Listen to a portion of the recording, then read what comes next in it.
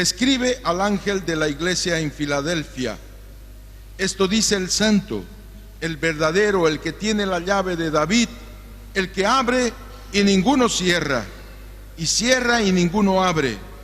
Yo conozco tus obras, y aquí he puesto delante de ti una puerta abierta, la cual nadie puede cerrar, porque aunque tienes poca fuerza, has guardado mi palabra y no has negado mi nombre.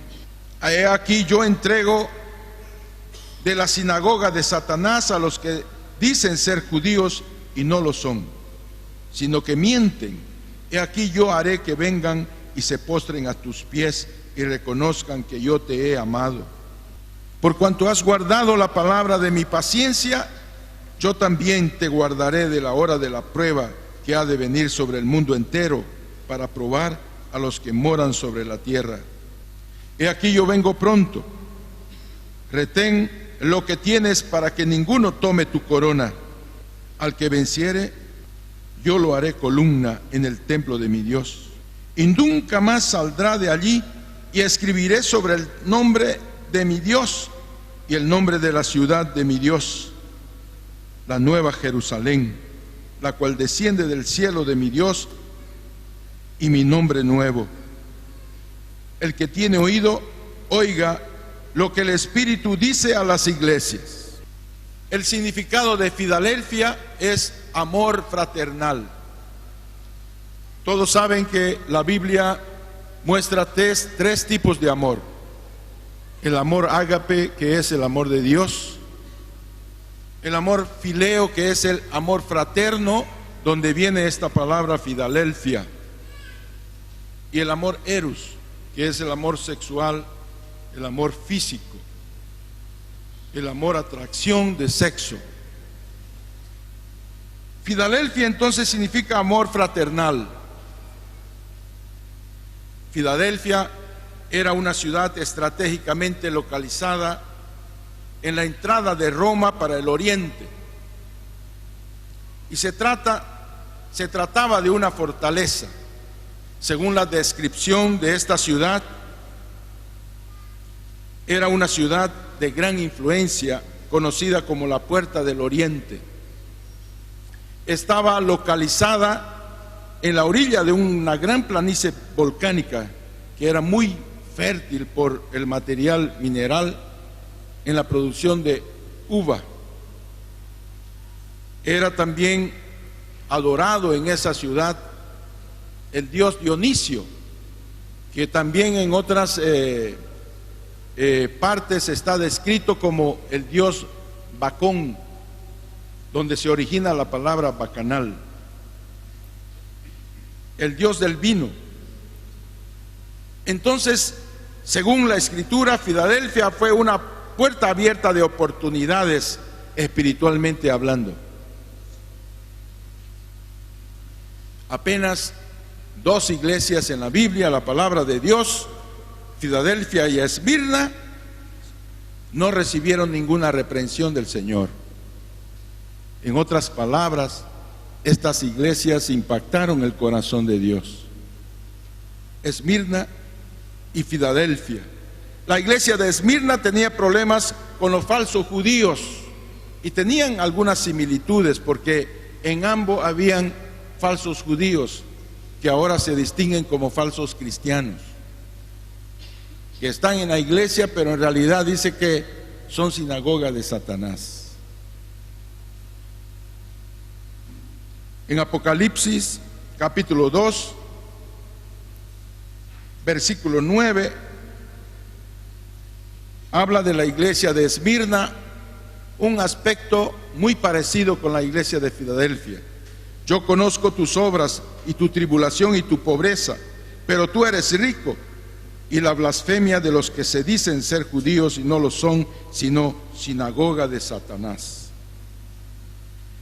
Y en la iglesia de Filadelfia leemos en Apocalipsis 3, versículo 9: he aquí yo entrego de la sinagoga de Satanás a los que se dicen ser judíos y no lo son, sino que mienten. He aquí yo haré que vengan y se postren a tus pies y reconozcan que yo te he amado. Las dos iglesias Esmirna, Filadelfia son iglesias probadas, y la promesa para ambas sería recibir la corona. Entonces Apocalipsis 3:11 dice: he aquí yo vengo pronto, retén lo que tienes para que ninguno tome tu corona. Entonces, cuando lo vemos en el aspecto histórico, esta iglesia representa la iglesia del siglo XVIII y XIX, que era una iglesia post la Reforma. Y entonces el problema de la Reforma era el legalismo, las personas que buscaban más el conocimiento de la letra y hacían discusiones, pero no tenían intimidad con Dios. Pero entonces las características de Filadelfia representa la reacción al formalismo y a la frialdad de las iglesias protestantes llamadas reformadas. Entonces, en ese movimiento enfatizaba un relacionamiento con Dios, un relacionamiento próximo con Dios, íntimo. La iglesia de Filadelfia proféticamente representa aquellas iglesias que rechazan el formalismo muerto, el legalismo, y entonces aquellas iglesias que buscan que sus integrantes, que aquellos que hacen parte de la congregación, aprendan primero a tener un relacionamiento íntimo con Dios, intimidad con Dios, y segundo, que tengan relacionamiento entre ellos. La Biblia deja claro que no se puede tener comunión con Dios sin tener comunión con los hermanos. Y llama de mentirosos a aquel que dice que tiene una relación buena con Dios y no tiene una buena relación con los hermanos. No existe un movimiento único para Filadelfia, porque representa a pequeñas congregaciones que son fuertes espiritualmente, pero están desparramadas por toda la tierra, y no necesariamente son fuertes en la estructura, en la influencia política principalmente, porque entendemos que una iglesia sana, una iglesia poderosa en el Señor, es una iglesia de influencia, pero no necesariamente de poder político. Entonces existe una revelación en esta palabra, y dice en Apocalipsis 3:7: escribe al ángel de la iglesia en Filadelfia, esto dice el santo, el verdadero, el que tiene la llave de David, que abre y ninguno cierra, y cierra y ninguno abre. Esta es una descripción que realmente habla de poder, del poder soberano de Dios, del poder que tiene Dios sobre nuestras vidas, sobre la vida de su pueblo. ¿Sabe? Si no tuviera ese poder, Dios no podría determinar el futuro de la iglesia. Tenemos el libre albedrío, muchas de las cosas que hacemos tienen su resultado, pero Dios tiene un plan trazado para su iglesia. Ha determinado ese plan, y Él tiene poder para abrir puertas y para cerrar puertas. Isaías capítulo 22, versículos 20 y 23 habla de esta descripción de la autoridad de Dios, y dice así: en aquel día llamaré a mi siervo Eliaquim, hijo de Hilcías, y lo vestiré de tus vestiduras y lo ceñiré de tu talabarte, y entregaré en sus manos tu potestad, y será padre al morador de Jerusalén y a la casa de Judá. Y pondrá la llave de la casa de David sobre su hombro, y abrirá y nadie cerrará, cerrará y nadie abrirá. Y lo hincaré como clavo en lugar firme, y será por asiento de honra a la casa de su padre. El Señor había sustituido a Sebna, el mayordomo infiel de la ciudad de Jerusalén, y lo cambió por Elohim. El Señor Jesús en realidad está representado por la autoridad y el poder que tiene sobre la iglesia. Es por eso que en Isaías capítulo 9, versículo 7, corrija el boletín por favor, dice así: lo dilatado de su imperio y la paz no tendrá límite sobre el trono de David y sobre su reino, disponiéndolo y confirmándolo. Entonces, por eso usted escucha frases como el Hijo de David, hablando de Jesucristo, diciendo que Él tiene poder, el poder para abrir y cerrar, el poder para determinar su futuro, el poder para guiar nuestra casa, nuestra familia. Y es así entonces que vemos en el libro de San Mateo capítulo 22,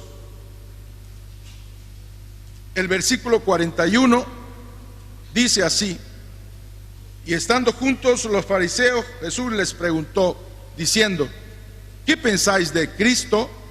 ¿De quién es hijo? Le dijeron: de David. Él les dijo: pues, ¿cómo de David? En el Espíritu le llama Señor, diciendo: dijo el Señor a mi Señor, siéntate a mi derecha, hasta que ponga a tus enemigos por estrado a tus pies. Pues si David le llama Señor, ¿cómo es su hijo? Entonces se está hablando que a pesar de Cristo ser llamado el Hijo de David, sobre él ha sido dado todo poder, el poder de un Dios que se hizo hombre para reinar sobre la humanidad. Es importante que entendamos lo que quiere decir el Evangelio según San Lucas, capítulo 1, versículo 30, cuando dice: entonces el ángel le dijo: María, no temas, porque has hallado gracia delante de Dios. Ahora concebirás en tu vientre y darás a luz un hijo, y llamarás su nombre Jesús. Este será grande y será llamado Hijo del Altísimo, y el Señor Dios le dará el trono de David su padre, y reinará sobre la casa de Jacob para siempre, y su reino no tendrá fin. Entonces podemos creer que el Señor Jesucristo tiene todo poder sobre la casa de Dios. El Señor Jesucristo es el Señor de señores y de Rey de reyes. Efesios capítulo 1, versículo 22 dice: y sometió todas las cosas bajo sus pies y lo dio por cabeza sobre todas las cosas a la iglesia, la cual es su cuerpo, la plenitud de aquel que lo llena todo.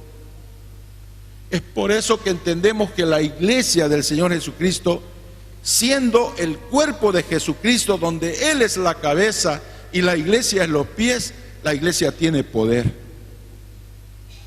Un poder para cerrar y un poder para abrir. Es por eso que dice: cuando dos o más se reúnen en mi nombre, pidan todo lo que quieran, que yo los concedo. Entonces, ¿por qué? Dice: porque todo lo que pidieres será hecho por mi Padre. Entonces, Hebreos capítulo 3, versículo 6, nos habla también la palabra de Dios del poder que tiene Jesucristo sobre la iglesia, y dice así: pero Cristo como hijo sobre su casa, la cual casa somos nosotros, si retenemos firme hasta el fin la confianza y el gloriarnos en la esperanza.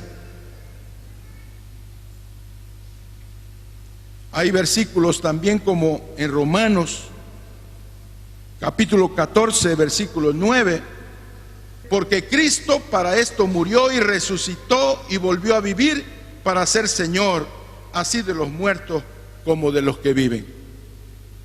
Entonces no hay duda que el Señor Jesucristo tiene poder sobre la iglesia, sobre el mundo. Y dice la palabra que siendo en forma de Dios, no estimó el ser igual a Dios como una cosa que aferrarse, sino que se despojó de su forma y se hizo semejante a los hombres. Y estando en la condición de hombre se humilló a sí mismo y fue obediente hasta la muerte de cruz. Y por eso el Padre, el Señor, lo exaltó hasta lo sumo y le dio un nombre que es sobre todo nombre, para que en el nombre de Jesucristo se doble toda rodilla de los que están en los cielos y en la tierra y debajo de la tierra, y toda lengua confiese que Jesucristo es el Señor. Entonces sabemos que es Señor inclusive sobre el diablo. El diablo se somete al Señor Jesucristo. Nadie puede cerrar la puerta que Él abre. Nadie puede impedir el destino que Dios tiene para tu vida. Nadie puede bloquear aquello que Dios tiene para tu ministerio. Nadie puede interferir en los planes de Dios para tu vida si tú estás con Él, si tienes intimidad con Él. Entonces, ¿sabe? Esto indica siempre la autoridad que Cristo tiene, supremo poder y suprema autoridad en el reino de Dios y en todas partes de la tierra. El Señor es Señor, Kyrios es el amo. Entonces, ¿sabe? El mensaje a la iglesia: yo conozco tus obras, he aquí, he puesto delante de ti una puerta abierta, la cual nadie puede cerrar. Está diciendo que Jesús abrió una puerta para la iglesia de Filadelfia que nadie la podía cerrar, aunque tienes poca fuerza. Entonces está hablando acá de una fuerza física, de una fuerza convencional, y está hablando acá a la ligación que muchas iglesias tenían con el gobierno, con la política. Y está diciendo entonces que la fuerza es una fuerza espiritual. Y es por eso que la Biblia dice: no es con fuerza ni con ejército, es a través de mi espíritu. Entonces tienes poca fuerza, pero has guardado mi palabra y no has negado mi nombre. Entonces, ¿cómo entender poca fuerza? La iglesia en Filadelfia había prosperado y había crecido. Las iglesias que crecen en la intimidad con Dios son iglesias influyentes, son iglesias fuertes. Entonces, cuando habla acá, tienes poca fuerza, no está hablando de una fuerza espiritual, sino de una fuerza física. Y esto se refiere a una fuerza política, porque muchas veces las iglesias tienen nombre, tienen fuerza, tienen poder, porque se atan a los gobiernos, se amarran con las autoridades, tienen influencia, pero esa influencia es terrenal, no es una influencia espiritual. Tiatira y Sardis son iglesias fuertes en la Biblia, y ambas eran mantenidas por verbas de gobierno. Las iglesias que se apartan de ese poder muchas veces son hasta punidas, son fiscalizadas al extremo de hacerles un seguimiento riguroso para punirla, para debilitarla. Y sabe, las iglesias representadas por Filadelfia son iglesias independientes, sin poder político, pero con la puerta abierta. Y cuando hablamos de puerta, existen tres tipos de puertas. La principal puerta es Cristo, es la entrada al reino. Y Cristo se describe como una puerta estrecha, porque no existen muchas maneras para llegar a Dios, solo existe una. Jesucristo es la puerta, según lo que dice San Juan capítulo 10, versículo 9. Dice así: yo soy la puerta, el que por mí entrare será salvo, y entrará y saldrá y hallará pastos. Entonces, existe la puerta de la entrada al reino, que es Jesucristo. Pero sabe, esa puerta no es todavía la puerta estrecha, porque a la iglesia puede venir cualquier tipo de persona. Esa puerta que se refiere Filadelfia está hablando de la puerta de la intimidad con Dios. es algunas personas que crecen en esa intimidad. Apocalipsis capítulo 3, versículo 20, mucho se usa para evangelismo y puede ser usada, yo no soy contra, pero el Señor no está hablando para personas incrédulas. Cuando dice la palabra del Señor, yo estoy a la puerta y toco, está hablando a los creyentes, está hablando a los cristianos. Porque una cosa es entrar a la puerta y otra cosa es abrir la puerta de nuestro corazón para una intimidad con Dios. Entonces, dice Apocalipsis capítulo 3, versículo 20, dice así la palabra del Señor: he aquí yo estoy a la puerta y llamo. Si alguno oye mi voz y abre la puerta, entraré a él y cenaré con él y él conmigo. En realidad, Dios no está interesado en un relacionamiento frío, legalista. No fume, no beba, no baile. Dios está queriendo tener intimidad con nosotros. Dios quiere una relación con su pueblo. Dios quiere tener intimidad con su pueblo. El que tiene la llave y abre y cierra la puerta, Él quiere en realidad ayudarnos a tener una vida que agrada al Señor. Hay algunas personas que usted conoce que están llenos de legalismo, llenos de cosas, no están de acuerdo con doctrina y se aplazan porque no pueden tener ni comunión con su perrito. Cuanto más con personas, cuanto más con su familia, cuanto más con sus hijos, son fariseos, son los falsos cristianos. Entonces, otro tipo de puerta de la Escritura, aparte de la salvación, es la puerta de la oportunidad. Dios abre puertas de la oportunidad para nosotros donde debemos entrar. Esta puerta significa la manera que Dios nos da oportunidades maravillosas para predicar su palabra. Sabe, como creyentes, como cristianos, debemos estar siempre atentos, porque Dios está dispuesto de usar nuestras vidas para avanzar en el evangelio del reino.